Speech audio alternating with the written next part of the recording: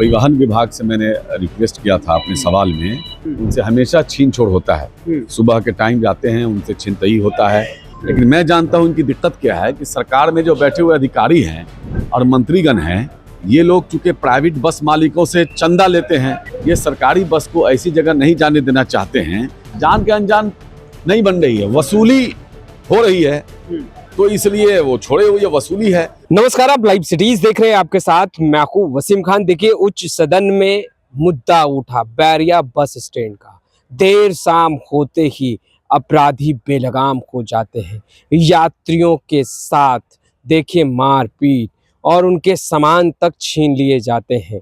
सदन के अंदर खूब गरजे तेजस्वी के एमएलसी। देखिए, कई गंभीर सवाल खड़े किए और ख़ास तौर पर तसीली की बात, दूसरे तरफ ट्रैफिक जाम। सबसे पहले आप सदन के अंदर क्या कुछ कह रहे हैं एमएलसी कारी शोएब, सबसे पहले आप वो सुनिए।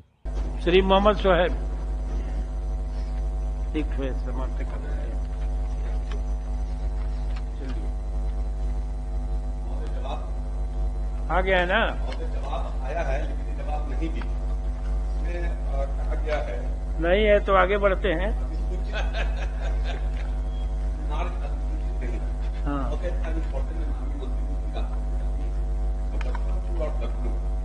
दोनों ऐसा है इलाके में आज पट्टी वगैरह जाने के लिए बहुत बड़ी आबादी है और बहुत सारी ट्रेन रात में 12 बजे, 4 बजे, 5 बजे सुबह में आती है। तो कई बार वहां से निकल के जब बैरिया जाने के इसमें लोग रहते हैं तो वहां छीन छोड़ बहुत ज्यादा होता है और बड़ी परेशानी होती है। तो 2 बस सुबह, 2 बस अगर शाम कर दिया जाए, उसको अधिसूचित कर दिया जाए।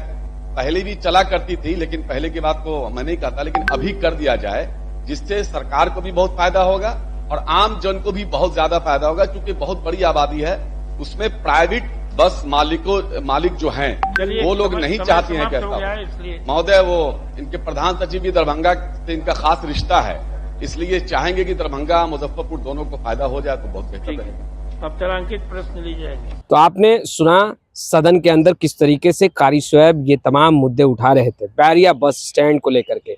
देखिए, सरकारी बसों का संचालन और दूसरे तरफ देर शाम होते ही यात्रियों के साथ देखिए मारपीट और दूसरे तरफ लॉ एंड ऑर्डर को लेकर सवाल खड़े कर रहे थे कारी शोएब। देखिए, यहाँ तक कह रहे हैं कि बिल्कुल मंत्री ने जवाब नहीं दिया, जो विभागीय मंत्री हैं उन्होंने जवाब नहीं दिया। कारण है तसीली, कारण है पैसे की उगाही। वहीं दूसरे तरफ लाइव स्टीज से बात करते हुए कारी शोएब ने क्या कुछ कहा है वह भी हम आपको सुनाते हैं। सदन के अंदर मैंने ये कहा कि परिवहन विभाग से मैंने रिक्वेस्ट किया था अपने सवाल में कि मुजफ्फरपुर और दरभंगा से सरकारी बसें चलाई जाए, क्योंकि दोनों जगह जो बाहर से ट्रेनें आती हैं, जो जाले के इलाके में सैकड़ों नहीं हजारों गांव हैं, जो लोग आते हैं वो लोग वहां से स्टेशन से उतर के जो बैरिया जाते हैं उनसे हमेशा छीन छोड़ होता है। सुबह के टाइम जाते हैं, उनसे छिनतई होता है। यहाँ अटल पथ पर जब आपके पत्रकार लोग सुरक्षित नहीं है, 11:15 बजे दिन में जब अटल पथ जैसे जगह पर उनका छीन लिया गया। पढ़ने जी जो हैं इसके दैनिक भास्कर के पत्रकार हैं, तो आप समझ सकते हैं कि बाकी आम लोगों का क्या हाल होगा। दरभंगा से भी वही हाल है और चूंकि स्टेशन से बस स्टैंड काफी दूर है, इसलिए मैंने कहा, लेकिन उन्होंने उसका कोई जवाब दिया नहीं, सीधे से खारिज कर दिया एक तरह से उन्होंने। वही मैंने रिक्वेस्ट किया कि आखिर आपको दिक्कत क्या है। लेकिन मैं जानता हूं इनकी दिक्कत क्या है कि सरकार में जो बैठे हुए अधिकारी हैं और मंत्रीगण हैं, ये लोग चूंकि प्राइवेट बस मालिकों से चंदा लेते हैं, बड़े पैमाने पर वसूली करते हैं ये लोग। तो वसूली करने की वजह से ये सरकारी बस को ऐसी जगह नहीं जाने देना चाहते हैं जहां से बड़े पैमाने पर सवारी से, अगर वो बस उधर चलेगी तो राजस्व के भी बहुत बड़ा एक स्रोत बिहार सरकार के लिए बनेगा, परिवहन विभाग के लिए। तो जानबूझ करके बिहार का नुकसान हो जाए, लेकिन इन लोगों का, अधिकारियों का, मंत्रियों का नुकसान नहीं होना चाहिए, क्योंकि प्राइवेट बस मालिकों से ये लोग मिले हुए हैं।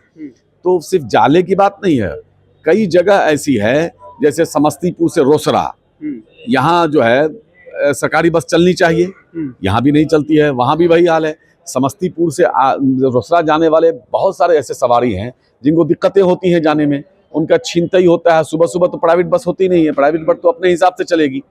तो इसलिए मेरा मानना था कि 5 बजे 6 बजे सुबह में बस चलानी चाहिए, जिससे लोगों को भी फायदा होगा, सरकार को भी राजस्व का फायदा होगा। सर लॉ एंड ऑर्डर को लेकर के लॉ एंड ऑर्डर का तो बहुत बुरा हाल है। आपने देखा है आज के एक समाचार पत्र में था कि एक महिला की हत्या कर दी गई और उसके पैर में 8 कांटी कील ठोका गया।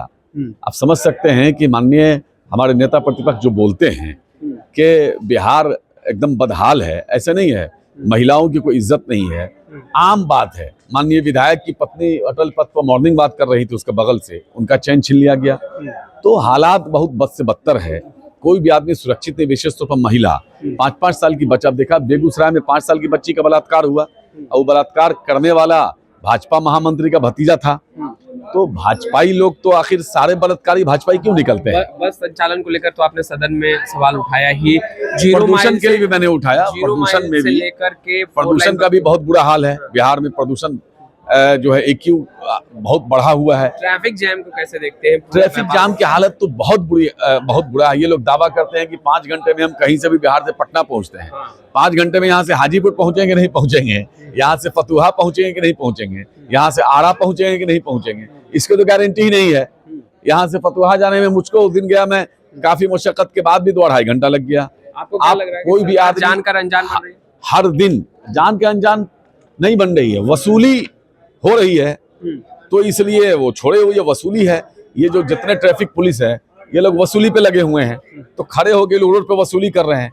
आप कोई भी आदमी ट्रेन पकड़ने वाला, प्लेन पकड़ने वाला या मरीज हो, एम्बुलेंस से आ रहा हो, रोजाना ट्रेन और प्लेन लोगों का छूटता है, मरीज की मौतें होती हैं। एक तो हॉस्पिटल में जगह नहीं मिलती है, उस पर से वहां से चला कितने बजे पहुंचा कितने, कोई गारंटी नहीं। हालात बद से बदतर है, सरकार इस पर ध्यान दे। तो आपने सुना कारी स्वैप को तमाम बातें कह रहे थे। देखिए ट्रैफिक जैम से लोग परेशान रहते हैं, खासतौर पर जीरो माइल पहाड़ी से लेकर के अगर आप 4 लाइन बख्तियारपुर 4 लाइन तक अगर आप देखें तो लोग परेशान और बेहाल दिखाई देते हैं। वहीं दूसरे तरफ बसों के संचालन को लेकर के भी कारी स्वैप ने अपनी बातों को रखा, सदन में भी रखा और फिर लाइव सीरीज से बात करते हुए उन्होंने कहा कि लॉ एंड ऑर्डर जो है वो चरमराया है, यात्री परेशान और बेहाल हैं, उनके सामान छीन लिए जाते हैं, अपराधी बेखौफ हैं और पुलिस प्रशासन की तरफ से कार्रवाई नहीं की जाती। विभागीय मंत्री ने तो जवाब देना भी उचित नहीं समझा।